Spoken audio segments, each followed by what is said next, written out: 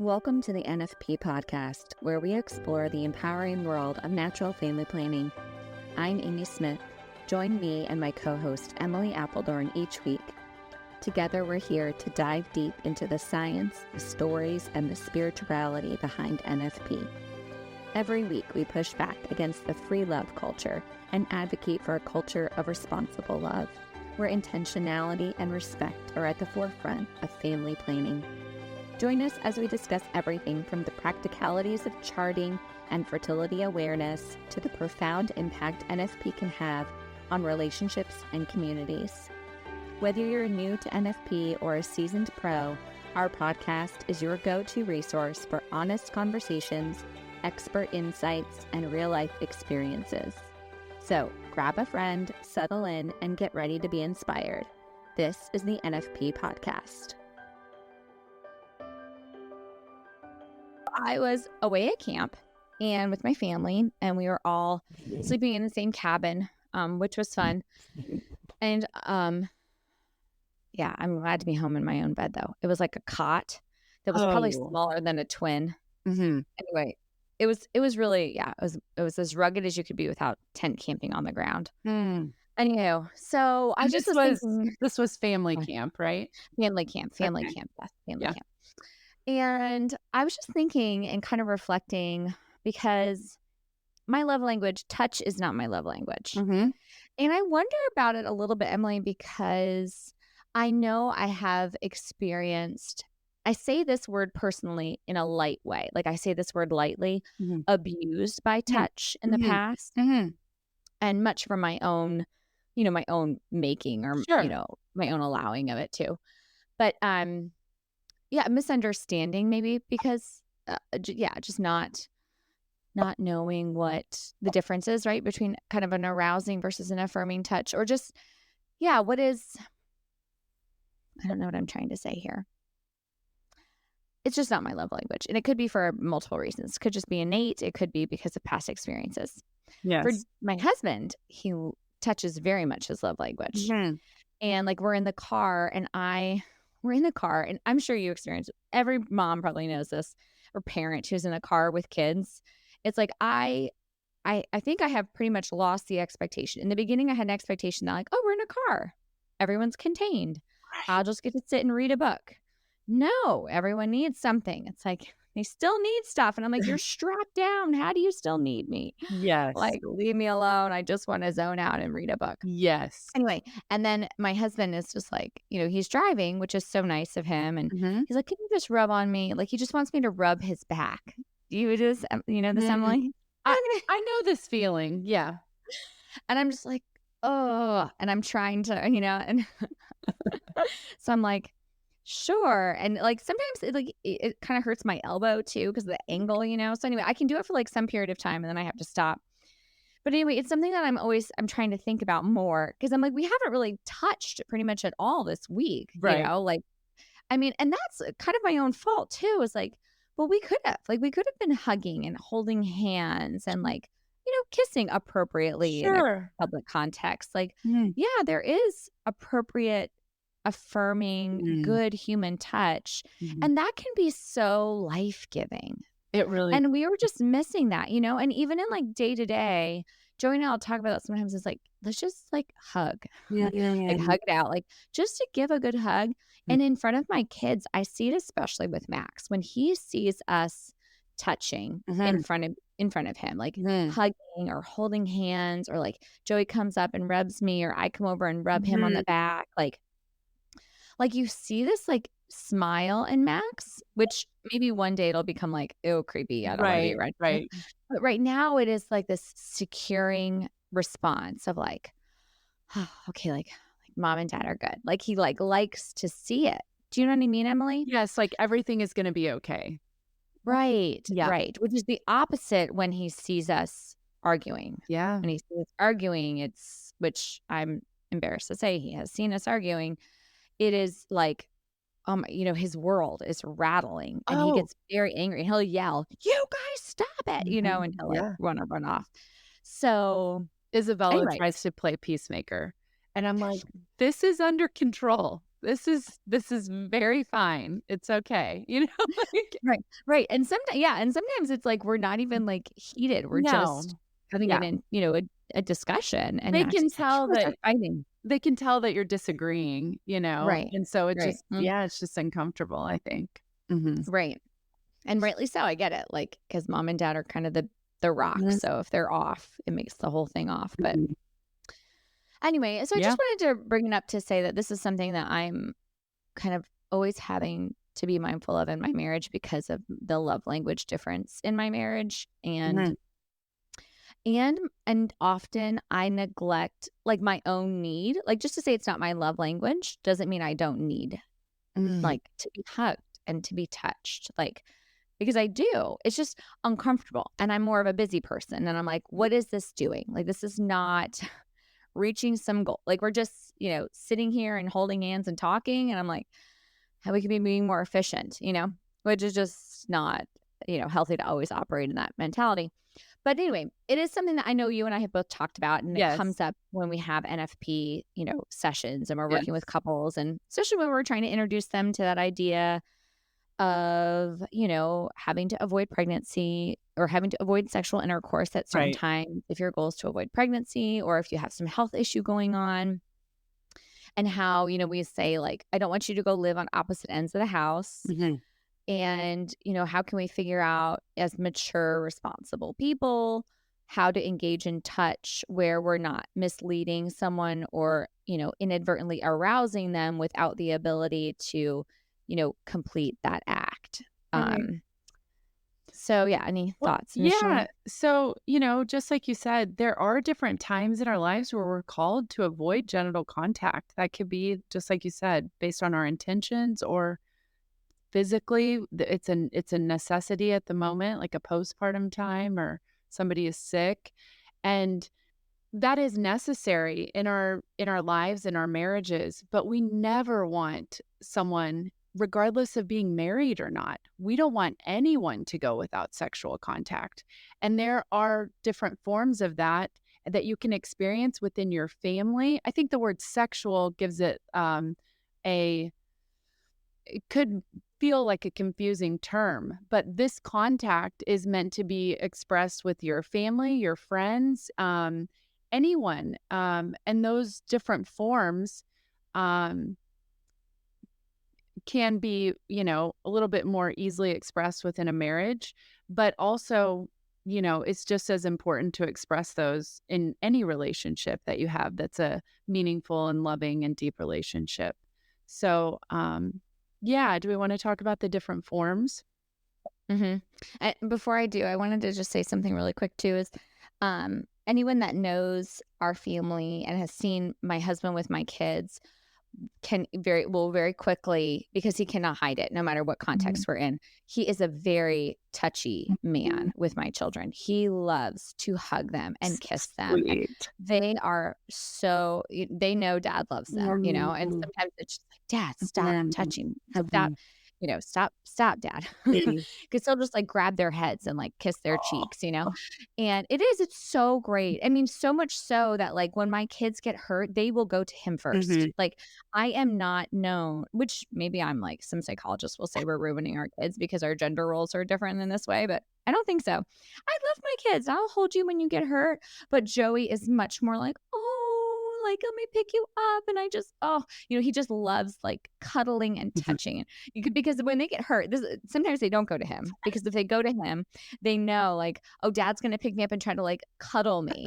And they're like, I don't want to, I don't need to be cuddled. Like, I need to be consoled. Like, I need, and I need something to like fix the bruise on my head. So anyway, I just wanted to say that as like, he is, and sometimes I have to say like, he'll be like, give the kids a kiss goodbye before he goes to work and gives them hugs when they get home and kisses.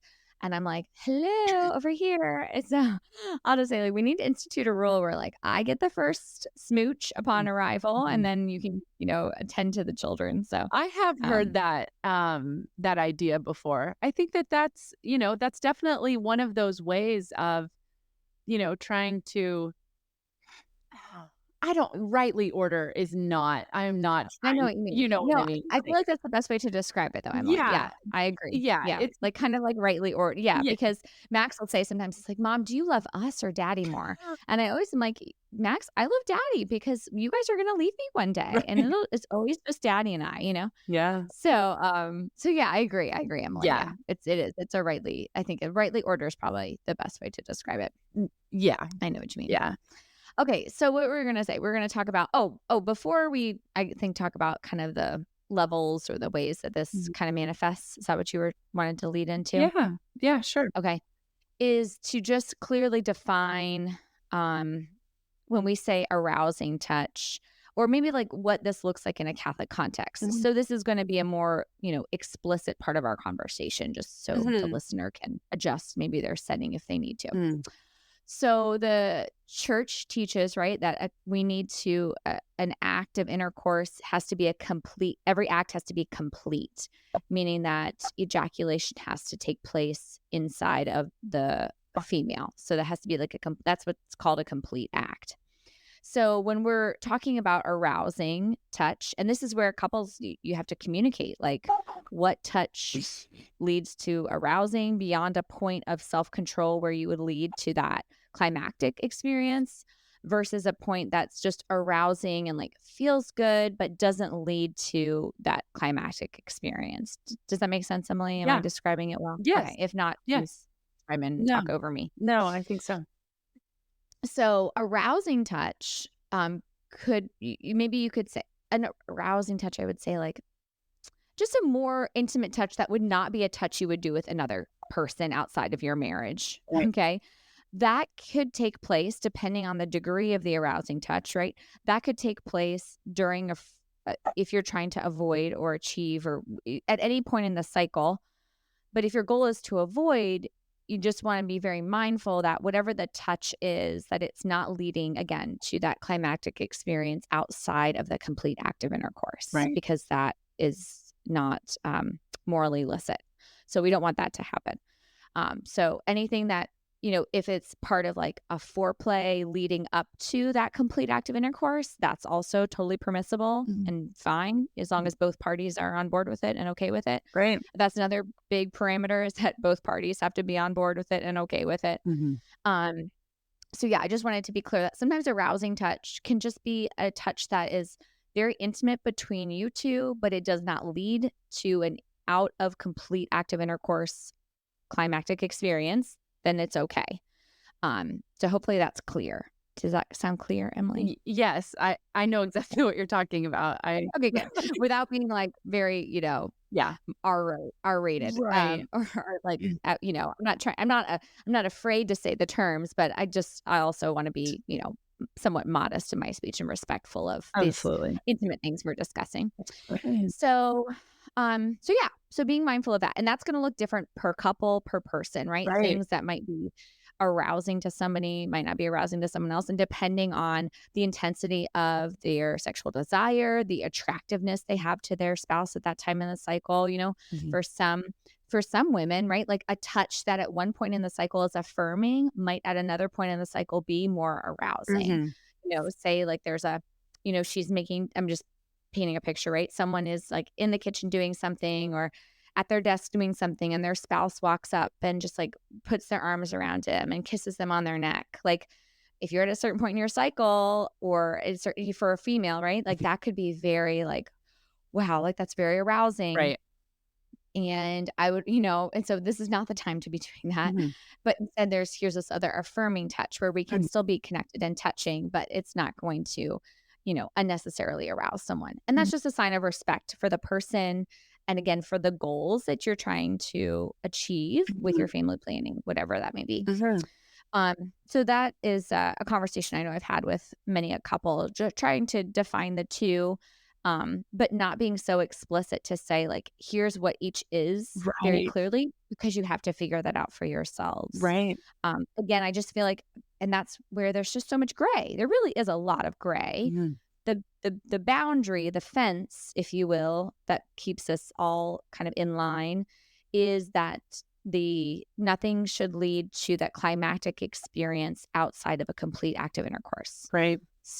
And both parties are on board, not feeling used, and they're okay with it. So that's pretty much, that leaves a lot of gray, a lot of people. So it just goes to show, like you said, it is different. It's going to look different in every marriage, because we're not all wired the same as far as, what is arousing to each of us. And so and that could be, there could be a lot of,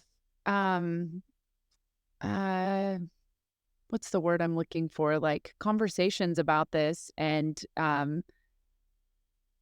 don't know, maybe some disappointment in, like trying to figure all these things out within the marriage, because what one person might think is okay, or this could bring up a lot of things, a lot of past experiences, but it's stuff that needs to be worked through if that is the case, and so it's going to look different. that is such a good point, Emily. I didn't even think about that, but you're right. This could very easily, I don't think I've ever had that come out in like a NFP like appointment, but it's very true. It could totally be a kind of an issue of contention for a little while you're figuring it out. Because maybe for someone, maybe, trying to be understanding of each other, that's going to be helpful, obviously. Right. But, we're human, so we might not be understanding of the other person and be like, what? I don't get it. Like, how is this arousing, or how is this not arousing, or how is this affirming, how is this not affirming? So I think, taking that posture of respect, that just we're different people and we have different needs. And we respond to touch differently. I think that's really important. And just across the board, so now leaving the realm of arousing and just affirming and how important touch is just in our family life to, for our children, and between, for us as a spouse, even as friends. Like, I know, Emily, like I have, when I have not seen a good friend in a while, you have friends. It's just like when you like haven't seen them, or even when you see them, like I know there are some people that are just so good at hugging. And I remember this specifically during COVID, like when I would see my friends, that like were hugging and I'm like, can we have a hug? Like, and we would like hug for like a good 10, 15 seconds. So I was like, oh, it's just, like, oh, my friend, I haven't seen you. And it just like, it's so affirming. It just feels like, I don't know, I'm not this is not my area of science, but it's like, there is just something so life-giving about that, about a good affirming touch, Yes. Or even like Max, he'll love it when he lays on the bed and he'll just, Mommy, can you just rub my back? Like just this human touch. And we've all heard the studies, right? The science, those cases, like the sad case of like the children who go untouched, and like how messed up, like what the result is of that, It's so psychologically and emotionally damaging. And I feel like the same thing is definitely true in marriage, like, because it is just such a life-giving thing. And I sometimes view it as like, this is really annoying or a burden, or like, this is not, I'm very selfish, right? So it's like, this is not my comfort zone, like kind of the ego center, as opposed to like, wow, but this is so life-giving to the other person. And if I want them to know that I love them, this is how they experience that. Right. And I remember hearing Dave Ramsey. He was funny. He was giving, I did like his financial piece at university when I was graduating from college. And I feel like in there, I think it's in there, maybe it was another talk he did, but he talked about the necessity for husbands to hug your wives without sexual expectation multiple times a day. And I was like, and I didn't get it completely at the time. It made sense, what he was saying. And now I get it, because, it does. It feels good when I am touched as a woman in an affirming way without any expectation that more is to come from that, Absolutely. And I guess I just wanted to say one other thing about that is that, to be aware of, your background and, wounds that have come about and things that can impact that, is that sometimes in the past, if there have been instances, or even if it's your present now, where there are instances where, you don't have pure kind of strings attached affirming touch, where you feel that every affirming touch comes with something attached to it. It's hard almost to imagine that someone would just want to hug me for the sake of hugging me. Emily, It's like to just, to be loved just because they love you, like not because there's anything demanded.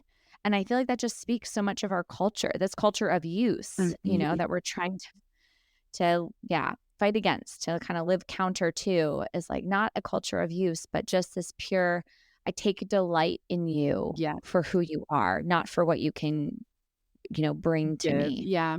It makes me think about, we all have the desire to be seen and to see others at the same time. And somehow that physical touch, especially a hug, that is, I feel like, all kind of part of that feeling of being seen. It just feels like, oh, like you get me, almost in the sense. And I guess I'm saying this with the idea of maybe there's, some sort of conversation, and it just, like you said, to hug it out, just kind of just feels like, it's whatever happens is going to be okay. But then also in those friendships too, like you're talking about, when it's been a long time, like you just feel like you're reconnected almost when you can have that physical touch, that can really bring somebody back together, really quickly. Yeah. Kind of unites our bodies. I feel like, not in a sexual way, but just in a, like we're together, Right. Well, and I think it gives space for us to, I think, remember like that I think it gives space for us to remember that the way that we connect as human beings, that the arousal part of it, right? The sexual intimate part of it is just so, while it's so important, right? And it represents something divine. It's huge, it's a big deal. Don't want to undermine it, but to also say that there are so many ways that we can connect as human beings that are so deep and intimate and personal and can be so fulfilling, even if we were to never engage in the act of intercourse. Right.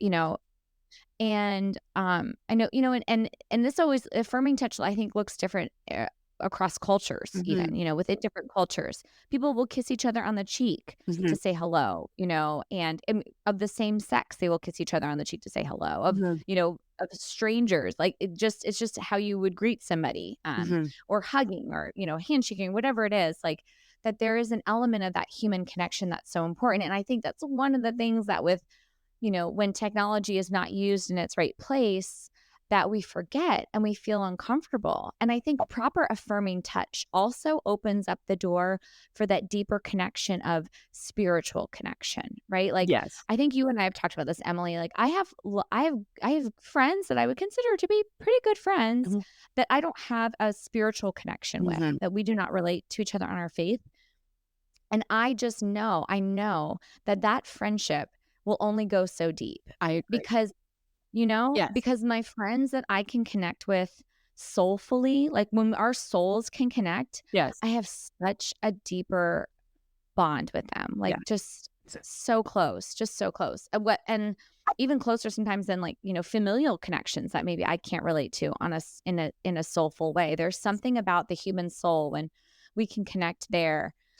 Just how life-giving that can be. And I think because we're so fixated, on the material in our world, like whatever that material may look like, that we lose sight of that, that need to connect at the soul. And I would say like the soul, because I think it's deeper than even at the heart, like to have this triune relationship with God at the center of all of our relationships, just how profound that makes the relationship, how much deeper it makes the relationship. So, but that's not to say, obviously they're not all supposed to be like that, right? Like, I'm okay having a non-profound friendship with somebody. Like, we get along in a lot of other ways. Yeah.